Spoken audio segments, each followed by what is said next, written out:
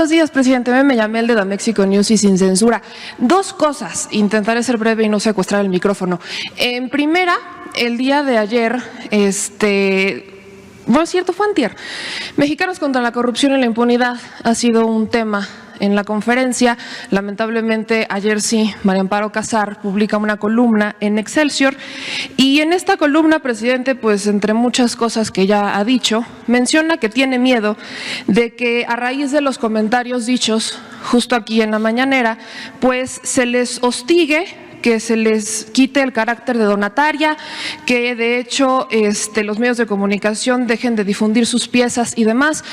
Me parece curioso cuando de hecho ellos han callado y han ocultado denuncias en contra de su director de comunicación, por hostigamiento y acoso. De hecho, incluso hay despidos que realizaron a unas periodistas, en su mayoría mujeres, por haber denunciado estos temas, y las denuncias ya no existen. Pero aún más curioso, presidente, y me gustaría ver si aquí, aprovechando que está el secretario de Hacienda, nos podrían explicar la importancia o la investigación sobre el financiamiento de estas organizaciones, porque lamentablemente también antier se hizo público a través del Twitter de Álvaro Delgado que, según Mexicanos contra la Corrupción y la Impunidad, ellos estarían beneficiando con su trabajo a 9.999.999.900 personas. No sabemos si esto es algún tipo de error de data o si es lo que ellos reportaron. Entonces, quizás aprovechar por ahí esta explicación sobre la investigación del financiamiento de este tipo de organizaciones. Sí, bueno, lo primero es que se está transparentando este asunto, ¿no? Ellos alegan de que no podían dar a conocer los nombres de los aportadores, de los patrocinadores de esta organización, pero esta organización presumía de que buscaba la transparencia. Entonces, hay un doble discurso. Ahora dicen que nosotros incurrimos en pues una infracción o cometimos un error al dar a conocer aquí quiénes están financiando a esa organización. Primero, pues es una investigación periodística. Y segundo, esto es un asunto de forma, es un asunto de fondo. La transparencia es una regla de oro de la democracia. Y cómo ellos, sí,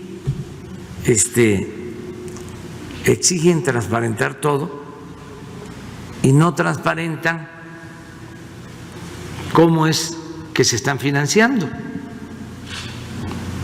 Es una contradicción, es muy propio del conservadurismo, es la hipocresía, la verdadera doctrina de los conservadores. Nosotros no vamos a perseguir a nadie, ni va a haber censura. Lo único es que no vamos a permitir la corrupción. Y estas organizaciones, en el fondo, su papel, su función es defender al régimen de corrupción y de privilegios que imperaba. A eso se dedicaban y por eso ahora se lanzan en contra de nosotros. ¿Por qué un gran empresario de estos que despidieron a trabajadores ahora con la pandemia, hay unos, por ejemplo, estos de los primeros que despidieron. Estaba yo en Oaxaca, me acuerdo, hasta me pronuncié, porque empezaron trabajadores de Starbucks a quejarse de que los estaban despidiendo a todos, sin darles ninguna prestación. Y es una empresa que se llama Alsea. Pues esa empresa, con ese comportamiento tan humano y moral, es de las que le entrega dinero a esta organización que se llama CIO, Juntos por México. Por la corrupción. O Mexicanos contra la Corrupción y la Impunidad. Bueno. Entonces, tenemos que transparentar todo, porque es dinero del presupuesto, es dinero público. ¿Cómo es que con el mismo dinero del pueblo se echan a andar campañas en contra del pueblo? Que el pueblo va a financiar a quienes están en contra de la mayoría de los mexicanos y que solo están a favor de una minoría rapaz. ¿Eso es justo? Entonces, ¿cuál es el mecanismo? Les daban permisos, porque pues era lo mismo, coincidían, para recibir estas aportaciones que podían deducirse de los impuestos. O sea, no pagaban impuestos y se los entregaban a estas organizaciones. O sea, presumían estos empresarios con sombrero ajeno, con dinero del pueblo. Así es de claro, pero me gustaría que la directora del SAT explicara sobre este asunto.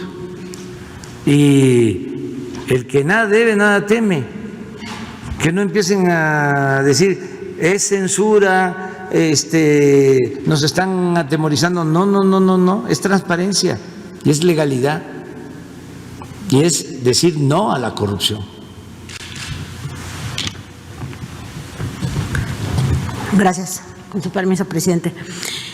El esquema de donatarias está regulado en materia en Código Fiscal porque hay algunas donatarias que requiere autorización del SAT para que puedan hacer sus gastos deducibles y sus ingresos. Entonces, esa es la clave del asunto. Tienen muchas obligaciones de ley. Ya por ley tienen que ser transparentes. Desafortunadamente, desde que se inventó la figura, se ha abusado muchísimo de ella y casi nadie reporta. Y además, todos estos años, así como algunos sectores como la industria farmacéutica y otros sectores, nunca se revisaron, nunca se les ha hecho una auditoría. Es el caso de las donatarias, nadie las supervisaba y acreditaban absolutamente todo. Por ejemplo, yo hace poquito comparecí en el Senado y comentábamos algunos ejemplos que decían, por ley, todas las donatarias autorizadas solo pueden gastar el 5% de sus aportaciones, de los donativos, para gastos de administración. ¿Por qué? Si es verdad que toda la gente está aportando para una causa sin fin de lucro, pues es importante que ese dinero que con el esfuerzo todas esas personas están aportando para una buena labor, pues se gaste en esa buena labor. Sin embargo, tenemos donatarios que tienen hasta el 50% en gastos administrativos y lo gastan 3 personas, el director, el administrador y un jurídico. Y ve uno las cuentas y es un abuso. O sea, nosotros hemos detectado comidas en lugares turísticos carísimas para 2 o 3 personas, etcétera. Hay un abuso impresionante y todo esto lo deducen y lo meten como gasto acreditable. Otra cosa que ha estado sucediendo, por ejemplo, es que mucho lo manejan en efectivo. Entonces, Entonces manejan mucho flujo en efectivo y usan esquemas muy parecidos a las factureras y a las empresas de lavado de dinero. También si uno revisa los gastos de las donatarias, muchos de las empresas a las que contratan para dar servicios aparentemente para una buena labor son empresas factureras. Tienen muchísimas empresas factureras. No estamos diciendo que sean todas, pero sí, el SAT tiene registrados un poco más de 9,000 empresas donatarias y de esas 9,000 donatarias no todas se portan de esa manera, pero sí tenemos un buen grupo identificado. En la medida, por ejemplo, ahorita también para la pandemia, pues también hay muchas fundaciones de salud, entonces hemos estado como revisando y luego nos acreditan gastos y cuando nos metemos a la revisión de los gastos presentan facturas que ni siquiera están a nombre de la fundación o hacen donativos de bienes y activos que no pueden acreditar la propiedad. Dicen, yo voy a donar esto y que vale 100 millones de pesos y cuando uno va a revisar, pues nunca hubo un gasto, ni un acreditamiento, ni nada que demostrara que eso es un bien nuevo, adquirido y que se está donando. Entonces hay muchas irregularidades, no son todas las donatarias, pero sí es una gran mayoría.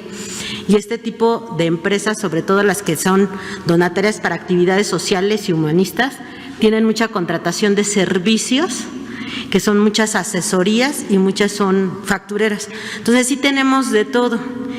Y antes no teníamos en materia fiscal nada para tener un cierto control. En la miscelánea para el 2021 nosotros propusimos y el Congreso nos hizo favor de aprobar algunas modificaciones al Código Fiscal, precisamente porque como no hay ninguna sanción, pues la única sanción es quitarles la autorización. Entonces, ¿cuáles son los que tienen problemas? Pues los que se han portado mal, los que se han portado bien no tienen ninguno, porque están al corriente en todos sus informes, presentan su información, son transparentes. Se tiene la obligación de entregar al SAT, todas las donatarias autorizadas, un informe anual, siempre. Hay donatarias que no han entregado informes de los últimos 5 o 7 años y no hay ninguna sanción. Entonces, el tema ahorita es que ya va a haber empezar a hacer sanciones porque todas estas donatarias que están recibiendo dinero de gente que cree que se va a utilizar para un bien sin lucro, pues se está destinando a otras cosas. Entonces tenemos que hacer más transparente, que la gente sienta confiada de que si dona ahorita para el COVID, pues se va a ir al COVID, o para otra cosa, o para lo que sea, pero que el destino está bien aplicado. Y los que no lo apliquen bien, pues se les va a tener que hacer una auditoría, revisar, y si no pueden acreditar que el destino del recurso fue para un bien sin lucro, para el fin que fue autorizado, entonces pues él va a retirar la autorización. Por ejemplo, nosotros tenemos donatarias del sector salud que tienen farmacias y que hacen contratos con el sector público. Entonces reciben los donativos y en lugar de dar el donativo al hospital, compran insumos, compran cosas de farmacia y luego hacen el contrato con la institución y luego acreditan ese gasto. Entonces sí hay muchas irregularidades y sí se cabildeó muchísimo por la iniciativa privada, esta iniciativa en el Congreso, para que no pasara, y esa es la gran preocupación. Y sería todo. Muchas gracias.